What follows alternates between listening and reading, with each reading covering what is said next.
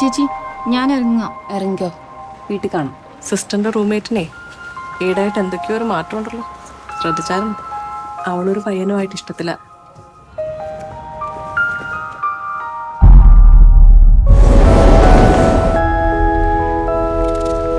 ഇത് പ്രവേശിക്കാണല്ലോ, ഇപ്പൊ ആരയക്കാനാ? ഒന്നും കാണുന്നില്ല.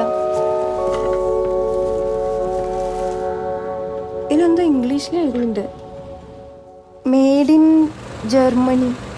रवि ചേച്ചിയുടെ ഹസ്ബൻഡ് എവിടെയല്ലേ? लास्ट टाइम कभी फोन किया था उसने,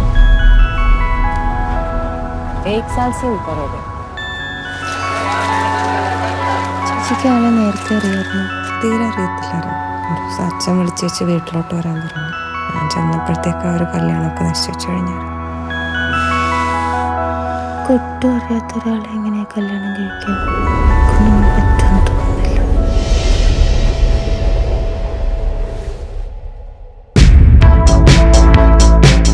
അതിനെന്റെ മോനെ രാത്രി വരെ കാത്തിരിക്കേണ്ടി വരും. പക്ഷേ തൽക്കാലത്തേക്ക് ഞാൻ ഈ മേഘത്തിന്റെ കയ്യിൽ വെച്ച് ഉമ്മ കൊടുത്തു വിട്ടാലോ?